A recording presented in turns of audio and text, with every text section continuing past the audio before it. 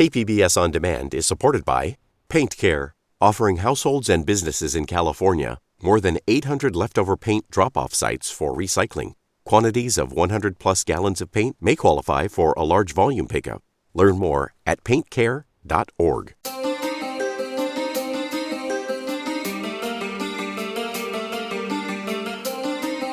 Welcome back to another edition of the KPBS Cinema Junkie podcast. I'm Beth Accomando.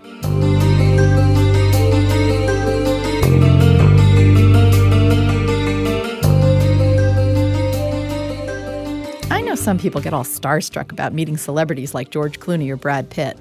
Well, I just got to meet one of my movie idols, and chances are you may not even know his name.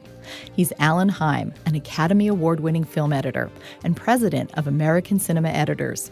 I fell in love with editing when I got to spend a summer with my uncle, Richard Denovi. He, along with his brother Jack, had done the presidential campaign TV ads for John F. Kennedy. So one summer, he let me edit film at his production company. I was 15 years old, and he put me in a room with an upright moviola and gave me and his son Russell 35mm footage from a Laura Scudder's peanut butter commercial. He told us to cut a 30-second spot, not a 31-second spot or a 29-second spot, but 30 on the dot. It was an exhilarating experience. My cousin Russell Denovi ended up becoming a film editor after that. From that moment on, I too wanted to become a film editor. I idolized film editor Dee Dee Allen, who cut Bonnie and Clyde and Dog Day Afternoon, because I saw that a woman could rise to the top of the editing profession in ways that seemed easier than for a woman trying to direct or write in Hollywood. She inspired me, and so too did Alan Heim, who cut Lenny and All That Jazz for Bob Fosse. Editing is one of those professions that I feel audiences don't fully understand or appreciate. So it's with great pleasure and even greater honor that I present this podcast interview with Alan Heim. He was in San Diego for a San Diego Filmmakers event held at Groovy Like a Movie. With this podcast, I'm going to launch something that I've always wanted to do, and that's a series of interviews called Crew Call, where I highlight a particular craft with someone who's working in the field. So to kick it off, here's Alan Heim talking about film editing. It's showtime, folks. I wanted to tell you that you played a very important part in my life, although you may not know it. I was very interested in editing from the age of about 15 because my uncle worked in commercials in LA, and he had let me cut this Laura Scudder's peanut butter commercial on an old upright moviola, and I fell in love with editing. And then I saw All That Jazz, and you actually are in it briefly as an editor. As briefly as I could possibly be. Yes. And for some reason, it just kind of crystallized for me that editing was like a possibility for something to do. You and Dee Dee Allen were the two editors that influenced me and made me feel like, yes, this is really the field I want to go in. So it's not the most glamorous field in filmmaking. So what attracted you to editing? Well, I went to film school, but my intention was really to become a cinematographer, or before that, a still photographer. And then I just started editing a project with a partner, and he and I were the only people in the class who attacked the material differently. And I just found it fascinating that we could take the same material and make it so much different. I mean, we completely changed the concept of the material. It was very old. We went to a very small film school, and we had two sequences that we could choose, and we chose one with a photographer, a model, and a tripod. And we made the tripod the star of the little film, and I just fell in love with it. So after that, I just got fascinated with what you could do editing. And I was fortunate enough to be able to start working in the evening and on Saturdays in New York City while I was still in school, so I could meld the two things, what I was learning and what was really happening in the world of movie making. And what is it about the editing process that you like? Is it that ability to kind of start from scratch and build something new or different? Well, an editor doesn't really start from scratch. You start with material that's given to you by a director, and before that a writer and actors are involved. But then the editing process is kind of the last rewrite of the film, and it's the last chance anybody gets to carry out the vision of whoever's in charge. Usually not the writer, but sometimes. But the director's vision, in effect. And so I work closely with the director when I deliver my cut, my first cut, and then the director comes in and we start throwing things out, some of which is kind of obvious and some of which only take shape as you begin to form the movie. I spend a lot of time editing a film. You spend anywhere from 5 months to a year in a cutting room with a director. It becomes a very intimate situation where the way I explain it is, as an editor, you're always between the director's view of his material and what he really shot, which I don't mean in a negative sense, but things are always being discovered, sometimes in a performance, sometimes in story structure. So it's exciting for me. And it's, in a way, it's not like being a fine artist. I mean, I am not on the line in any way except to make the best product I can.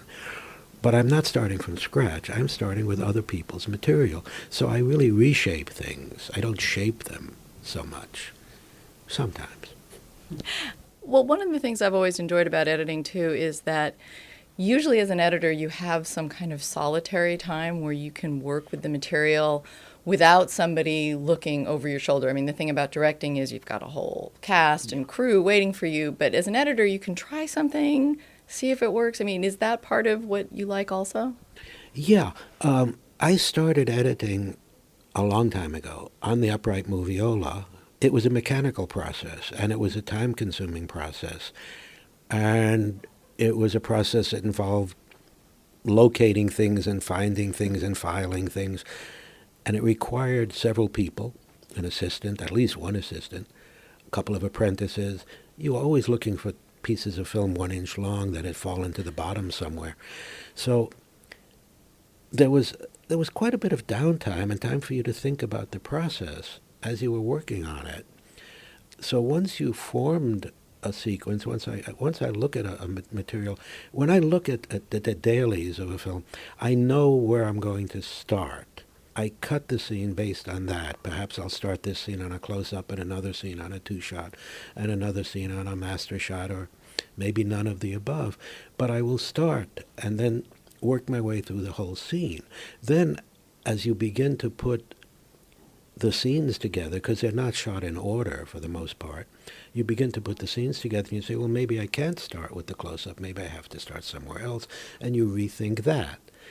And so there's a constant flow of ideas that go through your head.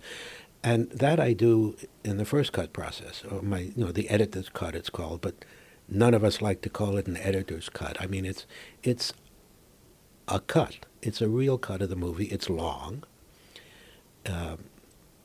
but it's going to have everything the director shot in it, pretty much. And then when the director comes in, it's my chance to work with him and start polishing his vision. But I always, and most editors I know, do their cut solitarily, on their own in a room, basically. I always have my assistants come in and look at material because I love to have their input and see what they think of the material and how I treated it. You mentioned starting editing on an upright moviola, and at that time, you would have to spend a lot of the process syncing up footage and logging footage.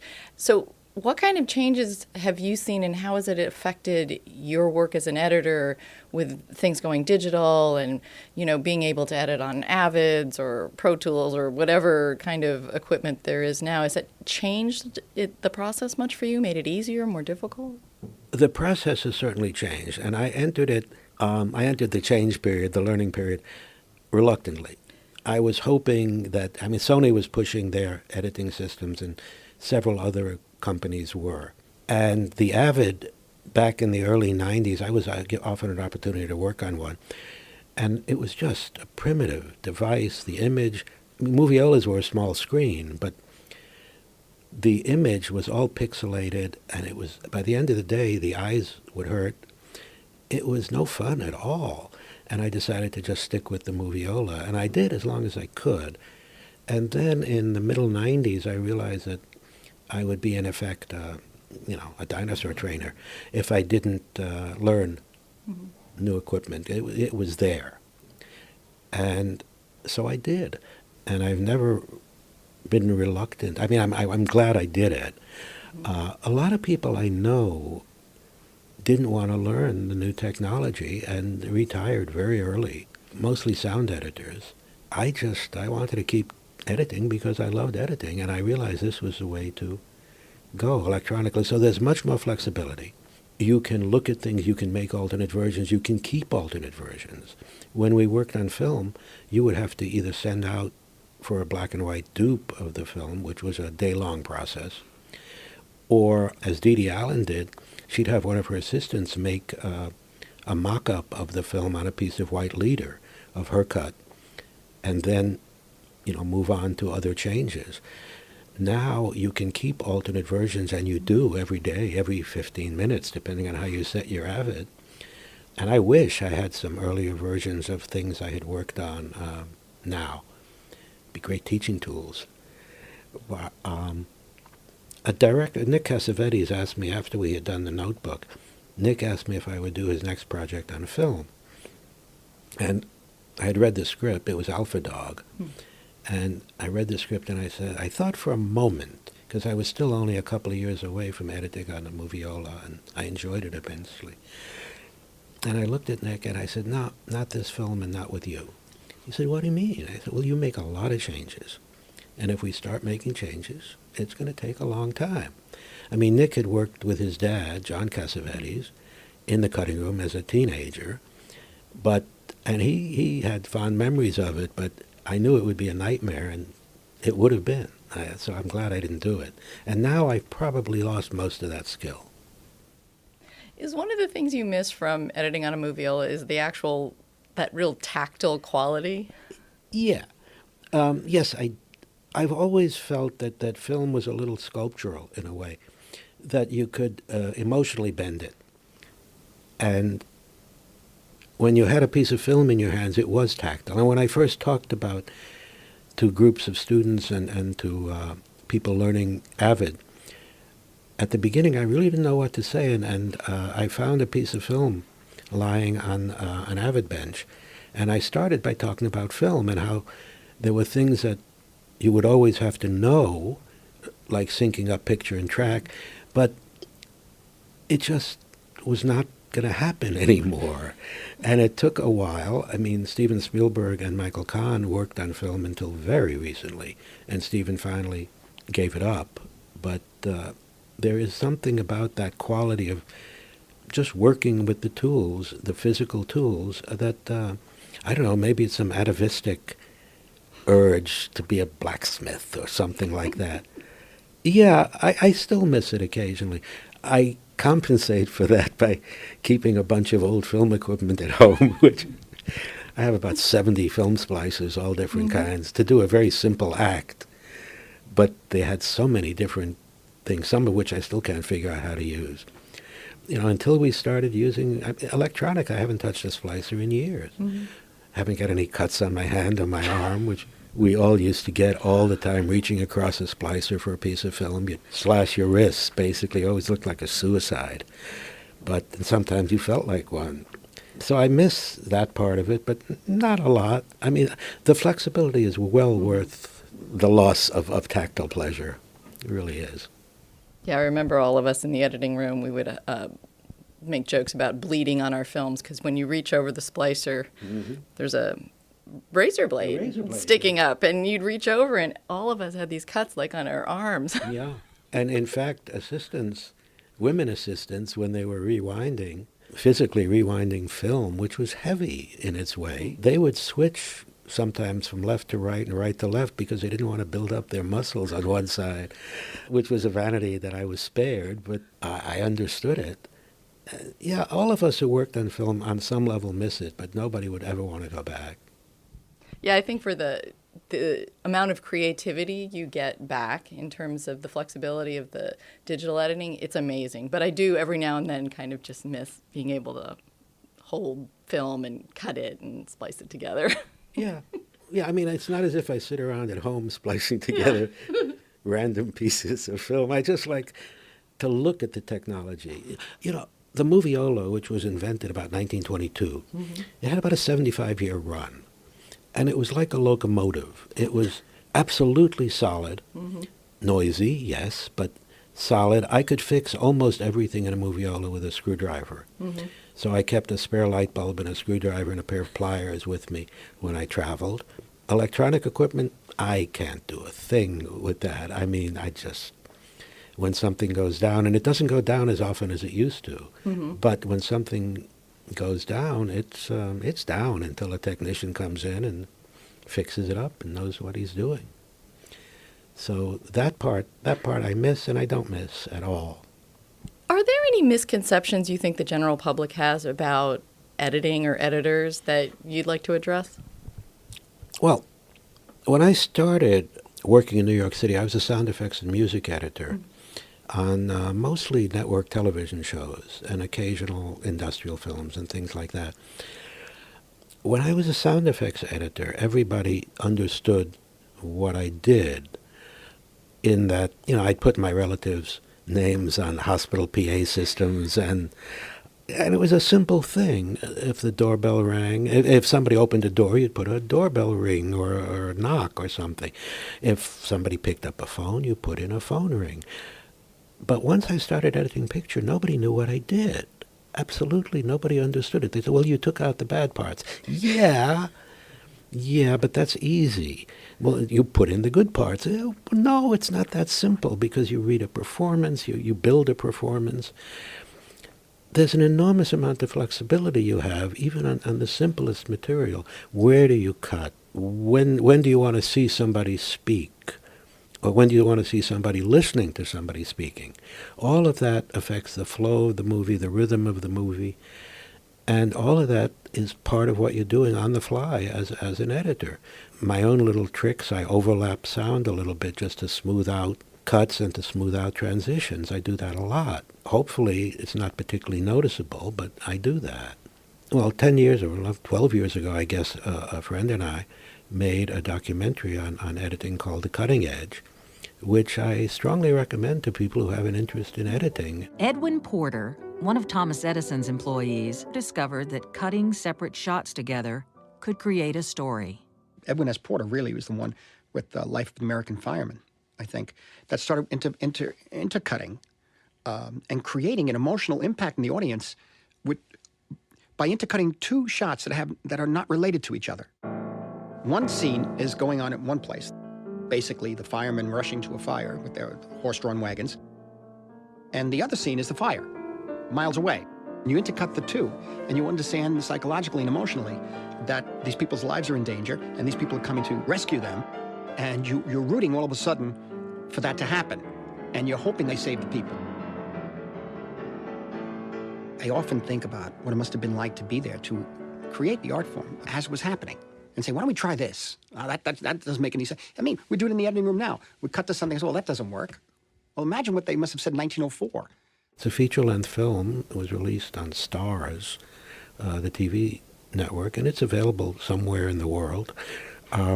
It was used and has been used for teaching purposes all over the world. It's taken me to Moscow and to speak on it, and Siberia, willingly. It was, it's a very good teaching tool.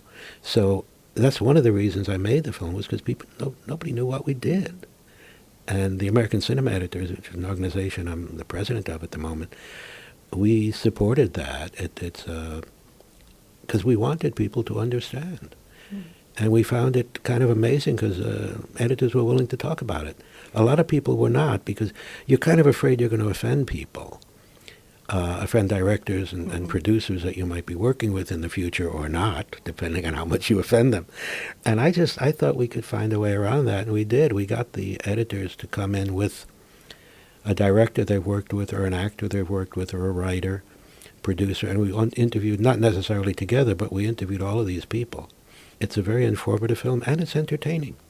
A little dated, When I was talking about the Moviola, which is 75 years of technology, suddenly you have the Avid, which changes every 6 months. I mean, you have different tools. You can color correct on it. You can mix. I don't think theater quality mixes, but you can get pretty close. None of which I want to do. I just want to tell a story. Mm-hmm. But now there will be a pressure on editors to do more and more. I'm kind of glad I'm not going to be part of that, because I don't know. Anyway. Well, another thing that I think people kind of don't understand about editing is not making a cut is editing, like letting a shot hold or letting silence play out. I mean, those are editorial choices too. Well, yeah. Those are key editorial choices. When I edited Network, which was really a very simple film for me to cut, Sidney Lumet notoriously does not shoot a lot of material, often one take, used to. And the film just took no time to put together. It was wonderful. And where I did cut away was mostly because an actor might have flubbed their line or something, or I really wanted to see the other actor's face for a moment. I want you to get up now. I want all of you to get up out of your chairs. I want you to get up right now and go to the window, open it, and stick your head out and yell, "I'm as mad as hell, and I'm not going to take this anymore!" I want you to get up right now.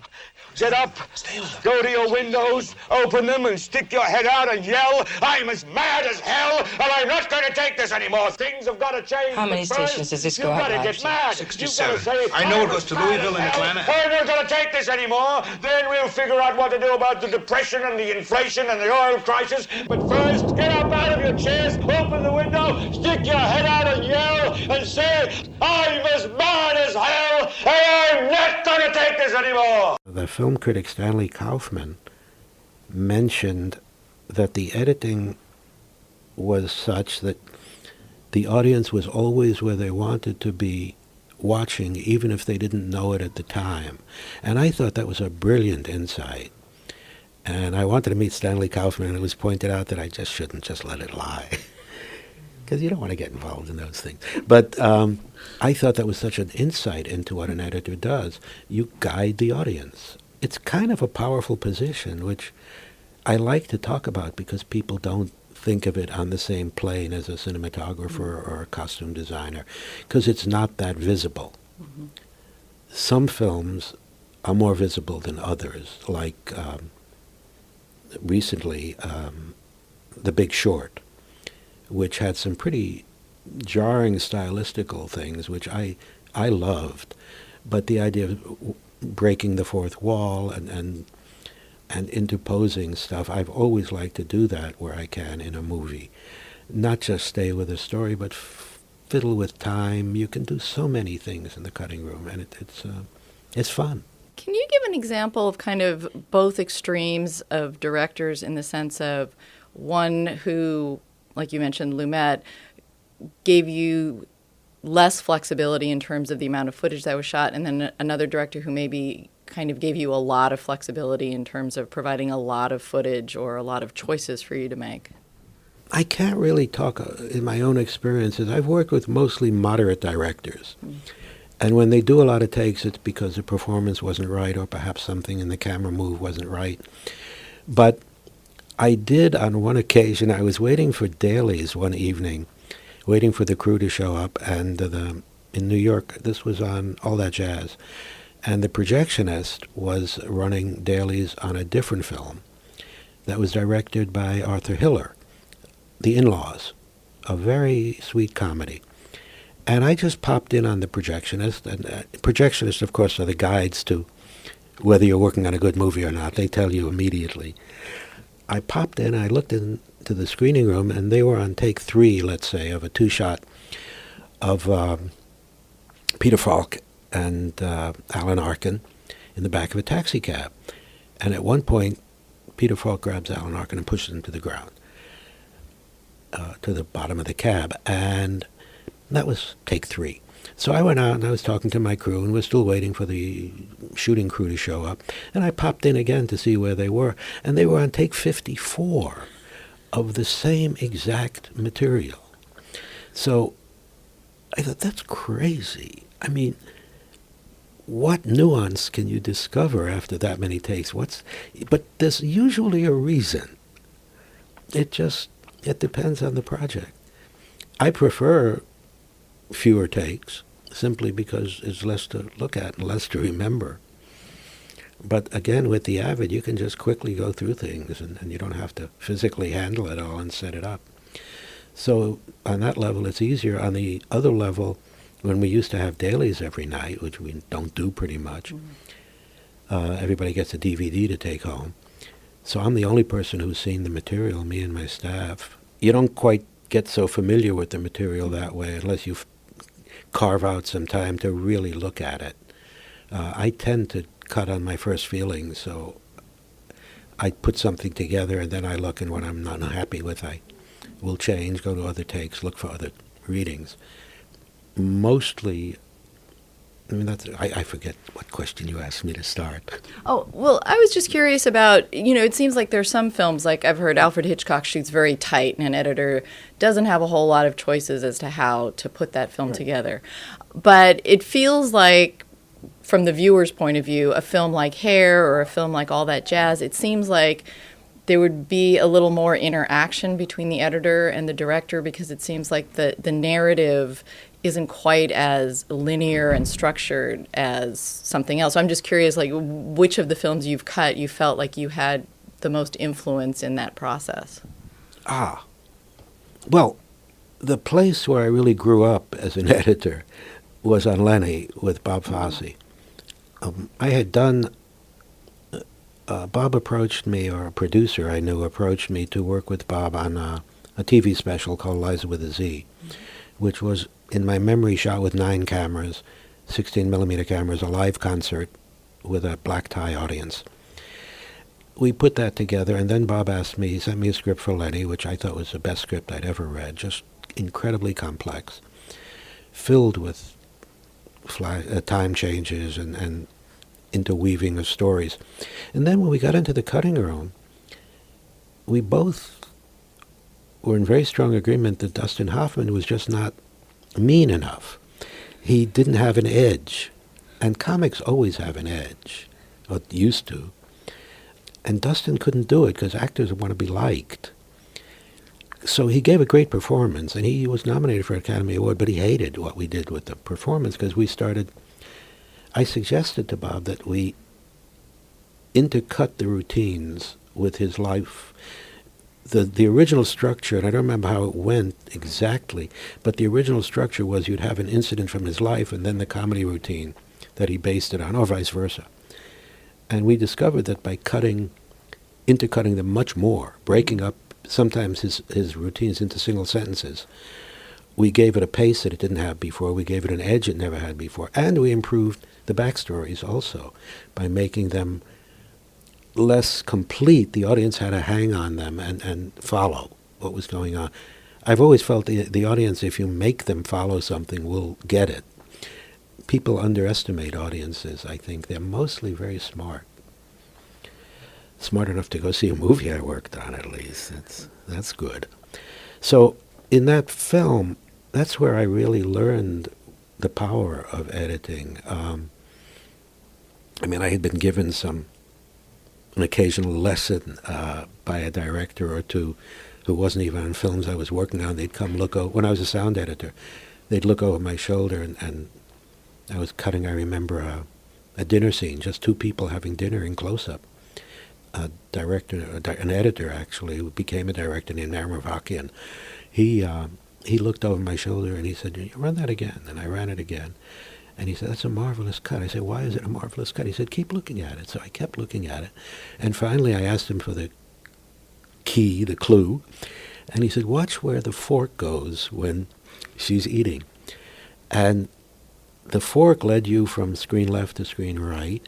And then in the shot going back on the other side, the next action took you from right to left. So you were moving the audience's eyes very subtly.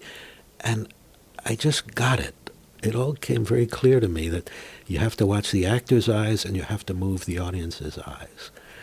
And that's my career in a nutshell. I mean, that and working with Fosse was just opened me up.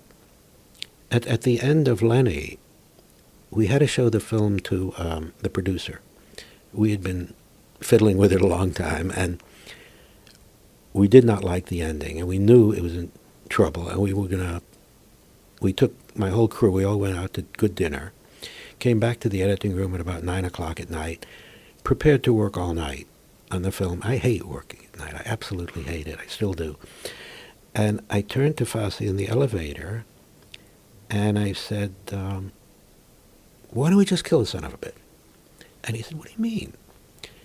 And I said, well, when Dustin Lenny is dragged out of the courtroom and he's yelling at the judge, you're trying to stop the information. We had 20 minutes of material between that and his dead body on the floor. And in effect, the movie was over. I mean, it wasn't all that clear to me when I said it, but we had a scene of him saying goodbye to his daughter, and a scene of him talking to his lawyer on the phone, and a scene of him wandering around his house, which was now being taken over by the banks, and none of that was really very important. So we went back to the cutting room. We took out 20 minutes of material. It took a half an hour, and we all went home, knowing that we were going to go back and put in a fragment of him saying goodbye to his daughter. But just picture, no words, a fragment of him walking around his house, a fragment of the empty file cabinets, a fragment of the... But we basically put all of that, we went from him being dragged out to the dead body. And then we went into some flashbacks. They'll continue. You're trying to stop the information. Bailiff, will you please remove this man from the courtroom? You see, that's where it's at, and you can't stop the information because the information keeps the country strong. You need the deviant. Don't shut him up. You need that madman to stand up, tell you when you're blowing it. And the harder you come down on the deviant, the more you need him. Please, don't take away my words. They're just words. I'm not hurting anybody.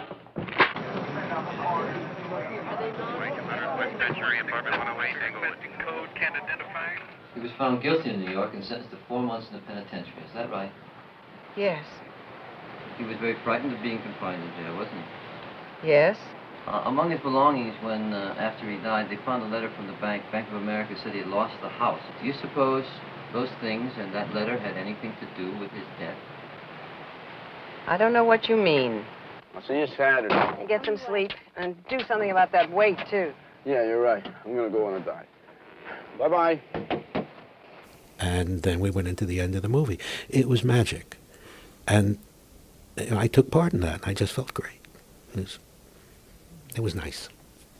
You've cut some recent films like Alpha Dog and American History X, which have violence. Recent, you mean in this century? Well, yeah, okay. Yeah. That contain violence in them. And depicting violence in films is something that's always interested me in terms of how you cut that, how much you show. Do you have an approach to that or a way that you tackled it in those films that you would want to talk about in terms of how you see trying to make it the most effective? Yeah, I've been fortunate in that I haven't done that many films that involve bloodshed and violence. Alpha Dog was verbally violent, but there's really not much you see in it that's physically violent. A lot of it takes place off screen. The thing about terror and scary movies or violent movies, what's not seen is as important and maybe more important than what's seen. The setup can be, and then the audience will translate it into the gore if necessary.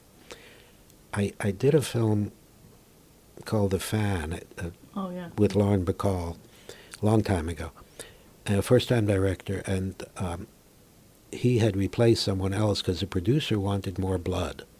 The script I read was a thriller where instead of killing a woman, Instead of the killer actually killing her, he shaves her head, ties her up and shaves her head. So when she's discovered, there she is all tied up in a chair with her head shaved and her mouth gagged. And so that's scary. To see somebody get their throat cut, not so scary.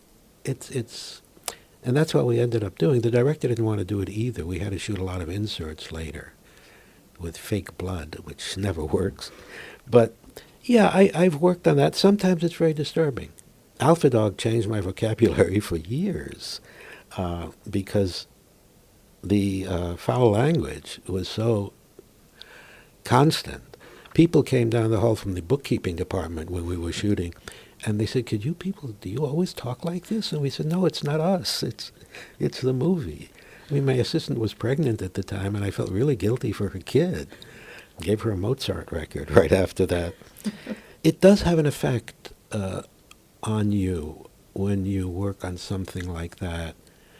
I know as a sound effects editor working on The Pawnbroker really depressed me. And I never even saw the whole movie until it got into a theater. But just every day working on something so downbeat and so, I wouldn't say negative, but I mean, it's a wonderful movie. But it's about a subject that's so painful that I found it hard to work on every day. Yeah. I really, given my druthers, I'd avoid that. I mean, it's fun to scare an audience. It's fun to do anything with an audience. It's fun to get people to laugh. It's fun to get people to cry. And, I mean, I don't mean that in a cruel way. At the end of The Notebook, the room was filled with giant globs of wet tissue. It looked like enormous, gargantuan popcorn was all over the theater. You know, we didn't know what the response was going to be. And as soon as we heard the sobbing and we saw it, and we said, "Oh, this is going to be good. This is going to work." Do you have a memory of a scene or a film that you cut where you weren't quite sure if what you had in mind was going to work on the audience or have the effect you wanted, and screening it for the first time proved you right or proved you wrong? Interesting question. I mean, that goes into the question of a test audience and what the responses of an audience are. I find it, when I started working in New York, they left us alone. And when I say they, the studio people left us alone. We had a producer to deal with, and deal with is to share the process with. But for the most part, the executives were here in California, and we didn't do test screenings. Very rare.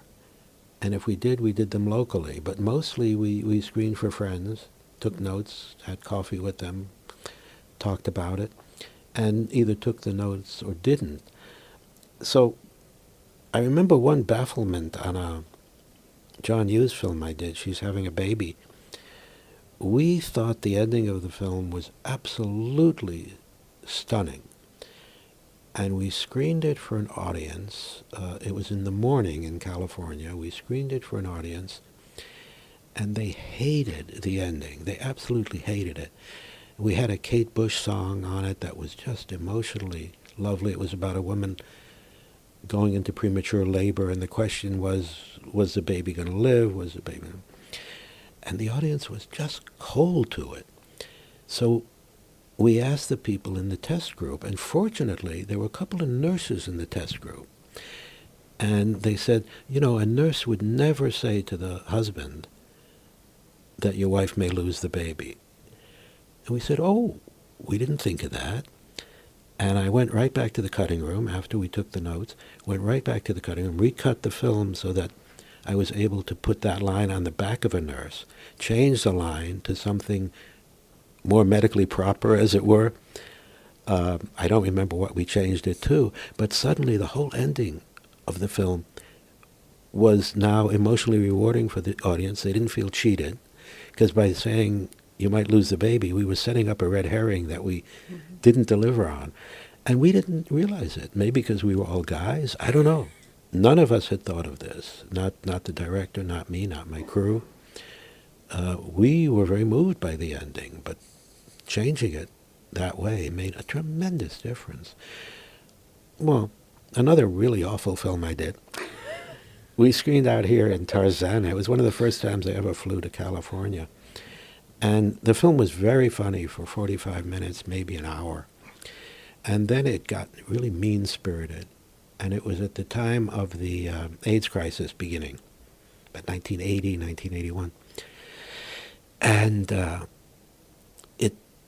it dealt with some fairly innocent homosexual bashing in it. Not serious stuff, but serious enough to leave a bad taste. And I was very much in favor of minimizing that. And everybody said, don't worry about it, because nobody really knew the extent of the AIDS epidemic. But even then, there were people I knew, dancers and all that jazz, who had died. And you know, it was around, and if you read the papers, you knew what was going on around the country. So we came out here to screen it, and for the first 45 minutes to an hour, the audience was roaring with laughter. And at one point, the producer leaned over and nudged me, and he said, see? And I said, wait. And by the end of it, we all wanted to crawl out of the theater. People hated the movie. We were able to go back and reshoot a whole new scene. I already had 5 endings, and this was, in my opinion, the best. The head of production, the head of post-production at the studio said, send me all the other endings, so I did. And he said, yeah, you're right, this is the best one, what shall we do? And I said, well, shoot a new ending. And the head of the studio then called me to his office in New York and threw his feet up on a chair and put his arm around my shoulder, and he said, what should I do with this? And I said, either you throw away the movie or you shoot a new ending. And he shot a new ending. It wasn't much better, but he shot a new ending. So, you know, I knew what was going to happen. I wasn't happy that the audience didn't like it. There was no sense of schadenfreude, you know. But sometimes an editor will know what's going to happen. Sometimes you don't. You just, you can't figure what the audience is going to say. You can't figure what the critics are going to say. And you can't really let it get you down unless you can put it in front of an audience and see what's working. So can you tell us the name of that film? Oh, that film was called Beer. The secret of a successful beer is advertising. Makes sense. You are about to enter the dynamic, high-pressured world of advertising. You're all yes men. Whenever I ask you a question, you're always going to say yes. What good is that? I need men who will tell me what they think. Am I right, Reamer? Yes. You're fired. Get out. Don't look back. Press the down button. Here, creative people team up to exchange brilliant ideas. Ideas that will influence everything from what we drive. Okay, honey, do your stuff. To what we put in our mouths. I don't like it. All right, then picture this, and how about this? Longer cans. I hate it. Smythe, you're the creative director. You got anything you can throw out at us here? We get a bunch of guys. They work in construction. And after a hard day's work, they reach for some Norbecker beer. They all reach for a beer. Each one gets a beer. Then they hold them up. Smythe, you're fired. Get out. Mr. Femer. Yes, Miss Tucker, what does the lady executive have to say? I'm putting together a concept. When me and my buddies are drinking Norbecker Pilsner, we don't like being disturbed. Norbecker Pilsner. Have one, if you're tough enough. I want macho. What has beer got to do with being a man? It was a troubled production from the beginning, and it's hard to find on video. But it is still a funny movie. That summer, or the next summer, I was on location in Vermont, and somebody sent me a small case of artichokes. So I decided that I'd invite my crew and our projectionist who had come up to fix something for me, a piece of equipment, make them dinner, and they knew they had seen a copy of Beer in the local store in Vermont, which amazed me. So they rented the copy of Beer, and we watched the movie and ate a very good chicken dinner, the chicken dinner being the best part, chickens with artichokes. But I used to cook then. And for 45 minutes, they thought it was a hilarious movie. And then by the end of it, they wouldn't speak to me anymore either. It was... So, yeah, And it did all of $400 or something in the Denver Boulder area on its opening and closing weekend. You've cut on a variety of different films in terms of very serious drama, musicals, comedies. Is there a difference in editing different genres, or is it all just about storytelling? I don't really think there's a difference. We get typecast sometimes. There are editors who say, oh, this guy's a comedy editor. Well, I don't really believe that. There are things you learn. When I first began editing picture, a friend of mine who was a marvelous documentary editor, this was in New York, he was given an opportunity to edit a dramatic film. And one day he called me and he said, you know, the actor in this film is really terrible. Is it possible to edit a whole film on the back of the actor? And I said, I don't think so. But, you know, if you feel that's what you have to do, give it a shot. Well, he tried and it didn't work. And it was a pretty awful movie, all in all. But I treat every film pretty much the same way. I just look and see the best way to tell the story in my mind and try and do that. If it's a comedy, I'll, you know, sometimes... One of the things about movie comedies as opposed to something on the stage, when you've got a joke, I like to go through things really quickly. Mm-hmm. And if you have a joke and the audience gets it, that's great. If they don't get it, you're really embarrassed. And if you're on stage and you're an actor, you can pick up the pace. You can get over the place where you don't get the laugh. But once you put it on a film, you're stuck with it. You're stuck with it forever. You're stuck with it on DVDs. You're stuck with it on, you know, people watch it. So, yeah, comedies are a little different. And when you test with an audience, you say, well, I'm going to get a laugh there, or I'm not. We usually know. Sometimes you don't, and you find out pretty quickly. So, yeah, changing. But you know, musicals are fun. I like musicals. They're really fairly easy to cut because the material, all of the material is coded to a common sound number. And so you just sort of go through it and you say, well, I want to be here, and I want to be here, and I want to be here. And you don't have to mess around with finessing anything. And only after you finish the cut do you discover that perhaps in the take you pick the dancer's hand is in the wrong position or the foot. And then you fix it. But no, I think editing is editing, and it's storytelling. It really is. And what do you think makes a good or a great editor? Patience, a fairly wide knowledge of things other than movies. I mean, a lot of references that people make today are, well, we did this in that movie, or they did this in that movie, let's do it again. And I don't get my information mostly from movies. I always have gone to the theater and to concerts and to operas, and I go to look at paintings, and cameramen do. I know cameramen really look at paintings a lot. I just think the material, this goes back to the plasticity of it. If you're open to the material, it will tell you what you have to do with it. You can't force a piece of film, a piece of story into a line where you want it to be, into a place you want it to be in a movie. It has to be organic. It's just very important, I think, to realize that no matter what genre you're working in, it's just important to let the material flow over you and to kind of jump in and swim with the material and then see where that takes you. And what advice would you have for students that want to go into editing? What kind of things should they be doing to hone their skills before they maybe turn professional? Well, there's a lot of students out there in high school, certainly in colleges. There aren't nearly that many jobs in the world. But anybody who wants to stick with it,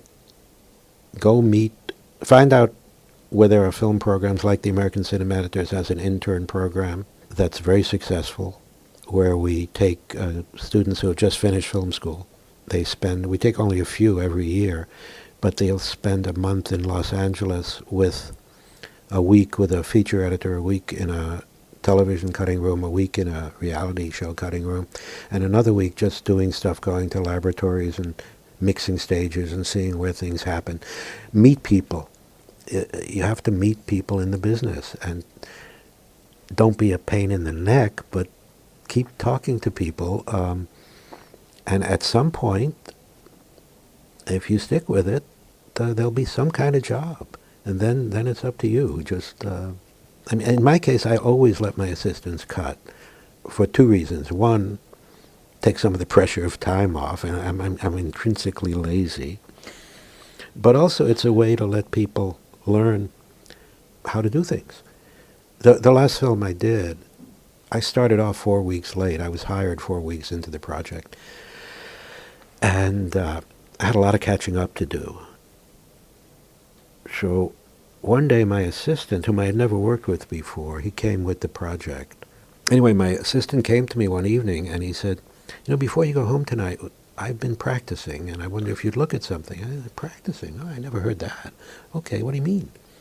So he showed me a scene he had cut. And I said, well, I looked at it. It was really well cut. I had a couple of notes, gave him the notes, and I said to him, I'd like you to practice some more, because I'm never going to catch up. I was catching up, but I wasn't spending a lot of time with the material. I was just trying to get it together. And he did about 10 scenes in the movie, and he did them all quite well. So, you know, if you hang around a cutting room, stuff will stick to you. And you meet people. I mean, that's the important thing, is just to meet people and hope you meet the right person. Hope you meet someone who needs somebody at that moment and will consider finding you a place in the cutting room. Do you also think for an editor, having someone else, like an assistant, cut scenes is also that other set of eyes looking at it, and that sometimes maybe taking a different tact on it? Because when you're editing, sometimes you get so kind of drilled into what you're looking at that you keep going one direction. No, you're right. I always show my assistants my cuts, sometimes before I see them. I mean, at the same time that I see them. In the case of Network, I thought I'd try something I had heard about, which was I never spliced anything together. I made my cuts and pinned them together with paper clips. And at the end of the day, well, editors used to work that way. And at the end of the day, I'd give, and partly this was possible because Sidney Lumet didn't shoot a lot of material, but at the end of the day, I'd give my assistant an hour or so to splice everything together, and about 5 o'clock, I would look at all the material, a reel for the most part. I was cutting really quickly on that film. And I'd look at whatever I had cut for the day and make a couple of notes, because there was always a couple of small changes to be made, but it was a great way to work, and my assistants would be watching it with me at the same time and throwing out some ideas too, which I would incorporate if I felt they were good ones, and they often are.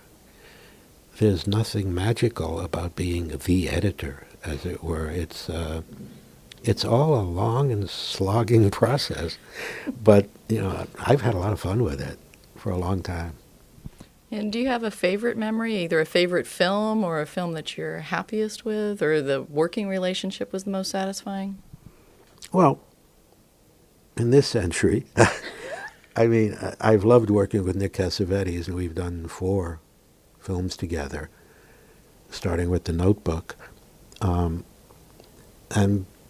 this always embarrasses Nick, but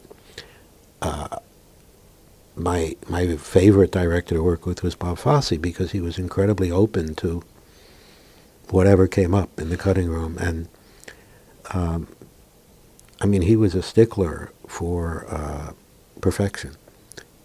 And Nick is too, in his way. And I like people who really will fight for their visions.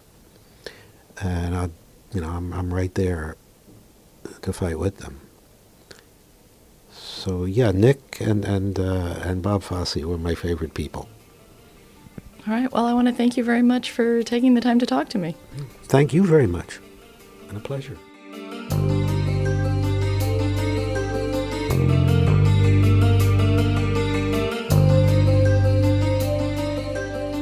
Thanks for listening to another edition of the KPBS Cinema Junkie podcast.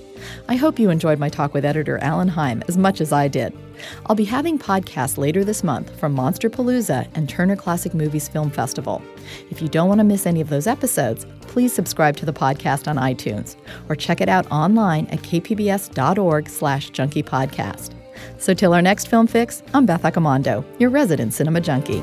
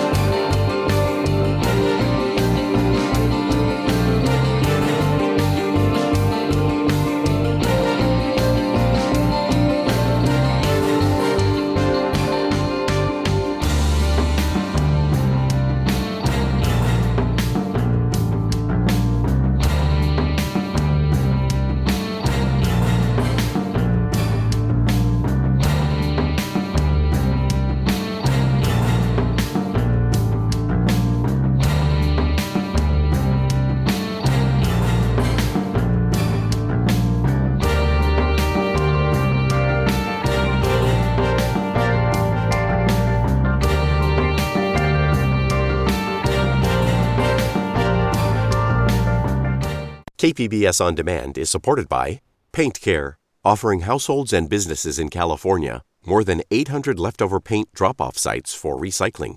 Quantities of 100-plus gallons of paint may qualify for a large volume pickup. Learn more at paintcare.org.